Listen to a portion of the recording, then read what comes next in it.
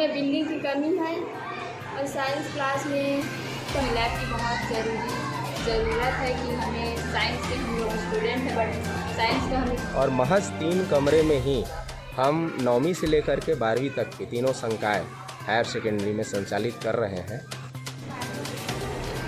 4 कक्षाएं, 3 संकाय, 12 क्लास, 330 बच्चे और इन सब के लिए है सिर्फ 3 कमरे।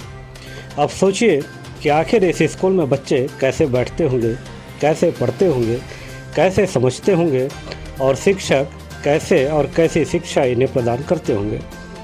इस स्कूल में आर्ट्स की क्लास है, कॉमर्स की है और विज्ञान भी है, लेकिन मज़े की बात कि साइंस के बच्चों ने आज तक लैब ही नहीं देखा है।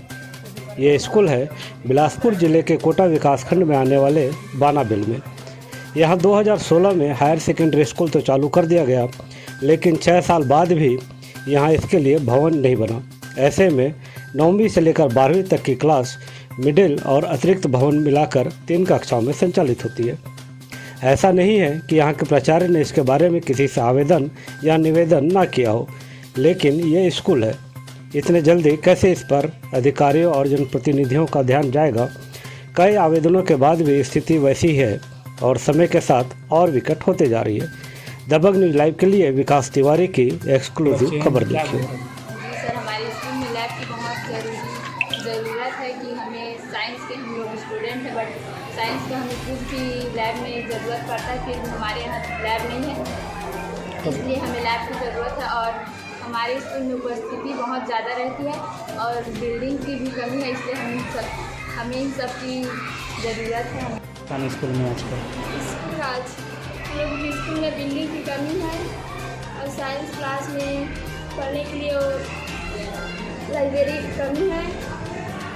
हमें 2006 से हाई स्कूल अस्तित्व में आया और उसके बाद तो पहले मिडिल स्कूल में ही संचालित हो रही थी। उसके बाद हाई स्कूल की बिल्डिंग 2016 में बनी और 2016 में यहाँ हम शिफ्ट हुए और उसके बाद केवल ये 3 कमरे हैं और 2017 से हायर सेकेंडरी स्कूल भी अस्तित्व में आ गया, जिसमें तीनों संकाय संचालित हैं और महज 3 कमरे में ही हम 9वीं से लेकर के 12वीं तक की तीनों संकाय हायर सेकेंडरी में संचालित कर रहे हैं।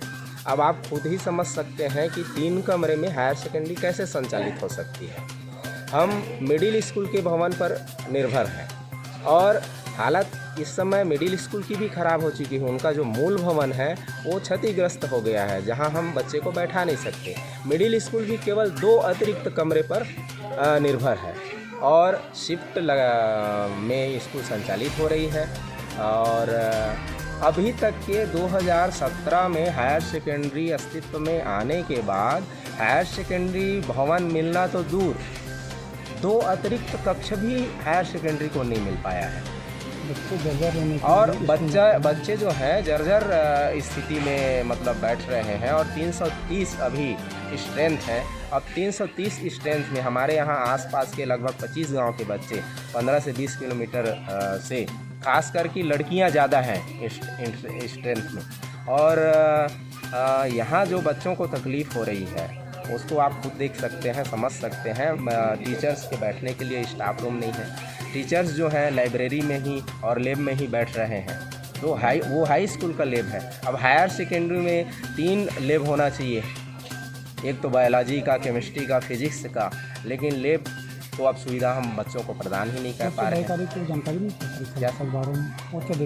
उच्च अधिकारियों को कई बार डीओ साहब 2-3 बार भी, हीराधर सर थे तो उन्होंने भी आया था, उपाध्याय सर भी आए थे, उनको हमने सीधे यहाँ दिखाया था कि देखिए सर इस तरीके से असुविधा है। मैं अभी फ़िलहाल रमसा कार्यालय भी गया था कि हमको कम से कम आप अतिरिक्त कक्ष दिला दीजिए करके। और पिछले सत्र हमने बच्चों के माध्यम से और जो स्थानीय जो ग्रामीण जन हैं, प्रबुद्ध जन हैं, उनके माध्यम से इधर जब सांसद महोदय जी का दौरा हुआ था तो हमने सभी बच्चों के साथ सांसद महोदय के साथ अनुरोध किया था कि कम से कम आप हमको 2 अतिरिक्त कक्ष दिला दीजिए ऐसा करके। तो पिछले सत्र उन्होंने आश्वासन दिया था और ये संज्ञान में आया, हमारी जानकारी में आया।